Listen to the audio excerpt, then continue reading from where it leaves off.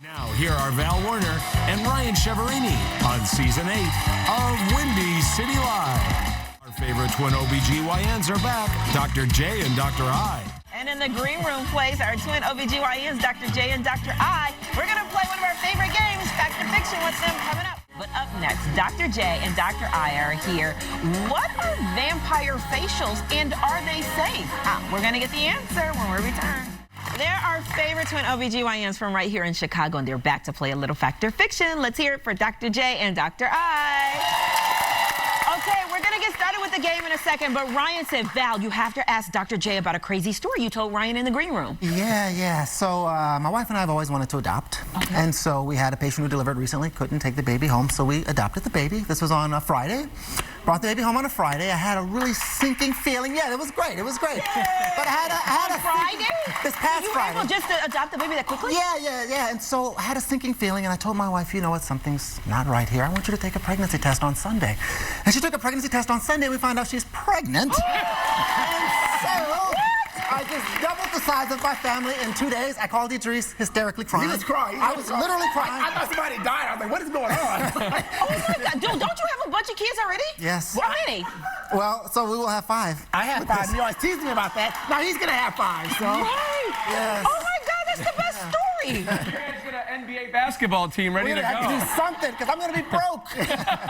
And the babies will be 9 months apart. Yeah. I mean, the last 2 will be... 8 months apart. They'll not be sleeping for 2 years, Val. 2 years. And you'll find joy in this story. I do. Well, congratulations. Wow, that's a great one. Okay, I don't even know how to go on. I'm so excited. Yeah. You need more work. All right, let's get to it. Here we go. Number 1, fact or fiction. Everybody got their signs? We're ready to go? If you're a cannabis user and you munch on unhealthy snacks, you're more likely than a non-user to gain weight. I'm going to say that's actually fiction because calories are not different. Just you might want them to eat more often if you smoke weed. Well, I'm just going to be different. All of these cannabis users are saying fiction. So, you know, and actually it is fiction, oddly enough. So what people, it's true. They're like, yay! So what people think is that because you get the munchies, which is well proven, you do get the munchies, that you're going to gain weight. But they found that actually people that use cannabis, they eat more calories and they weigh less. And they have smaller waistlines. So they think that somehow the cannabis must affect your metabolism. But they don't quite know how. So I tell people, don't start using marijuana for weight loss, though, because there's some bad things that come along with smoking marijuana. But they are What if you eat it, though? What if you eat it? Well, see, that's the thing. So they're looking at, if you take the THC, if you take the CBD out of it, it may still have the same effect on metabolism. So they're looking at that. So it may be an option to eat it, not get high, but still lose some weight. So. Oh, that would be amazing. I'm all for it. Let's go. That would be awesome. All right, here we go. Oh, I can't wait. Okay, after a dry spell, a woman will shrink down below. Wait, what? I'm going to go with fact. I don't even know what the question really... Oh, you know, after a dry spell... Are you talking about their feet? I guess I'll just say... I'll say fact. Okay. I don't know. So, as married men, we can tell you there are frequent dry spells, and that is a fiction. That is not true. It's a fiction.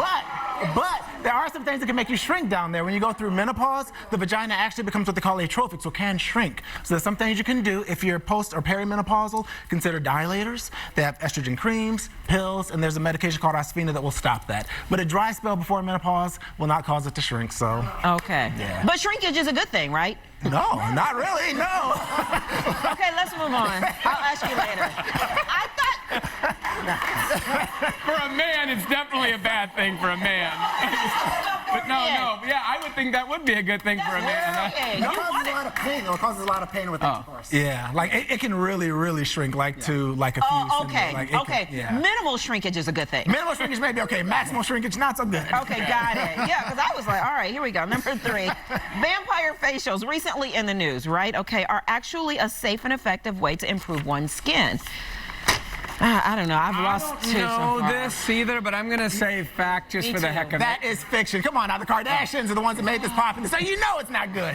Basically what they do is they take blood from your body and you inject it into your skin, in your face. And the theory is you're going to stimulate the immune response. It does not. It is blood from your own body. And the reason it has come to the news is because some patients in New Mexico got HIV doing it. Now, it wasn't from their blood, obviously. If they had HIV, they would have had it. But they were using dirty needles. But the point is, there's no point in doing it. It doesn't help, so... don't do it. Okay, all right, let's move on. Number 4, while rare, one can have a phobia of knees. I'm going to say this is fact. Of knees. Fear of your knees. Maybe because you're afraid you're going to fall, that they won't work. It sounds so crazy. It must be a fact. Actually, it's a fact. It's gotta be. No, it's a fact. It's called gynophobia, and it's actually really debilitating because, think about it, everybody's got knees. Right. So they've got knees, everybody around them has knees, and they don't like to see knees, touch knees, or even think about knees. And it's normally seen in people who've had traumatic knee injuries or witnessed traumatic knee injuries like that girl at Auburn a couple of weeks ago. I couldn't even look at that. Yeah. Or people who come from cultures. You didn't see the gymnast who her knees went backwards like that. I don't want to hear it. I think I have it. Oh, you may. Yeah. Well, you know what, then don't look here. Yeah. No, you hear about people that are disgusted by feet. Like, people don't like feet, but I've never heard of people literally, they will have anxiety attacks, they suffer depression, they can't leave their home sometimes. It's actually really debilitating, and it's more common than you might think. Okay. Yes. All right, here we go. Number 5, a woman's vagina is actually very similar to wine. In what regard? In what sense? What? I can't. Tell me in the commercial. I mean, let's say I'm a fan of wine. Connoisseur of both, all right? What's there is good for your heart. Okay, I'm going with fact 2. This is fact. Both have made many of a man say and do things that they regret it the next day, right? But in addition to that, they're both very acidic. And so that's the similarity. Yeah, and so the reason wine doesn't go bad is because it's so acidic that bacteria can't grow in wine, and so it can be preserved for a long time.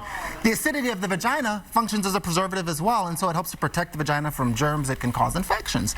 And so the vagina should be acidic just like wine. And so when women have a lot of recurrent infections, we encourage them to acidify the vagina, not with wine, although wine might work. I don't know. How do you acidify a vagina? Probiotics. People will use like probiotics. Now, some people do put alcohol in the vagina, not necessarily to acidify it, but to get drunker faster. But that's another story. Wait, you can? Oh, yes. People put alcohol in the vagina and the rectum because they're very vascular and they get drunker faster and they stay drunker longer, though we do not endorse that. Yeah. A lot of people get alcohol poisoning doing that. You'll get alcohol poisoning. Yeah. Did you say, how do you do that? It's like an enema. They get a little tube. If you really want to know, they get a little tube. Well, you can't do that by yourself. No. Yeah, you can if you're industrious, Val. I guess. Get in there and go for it.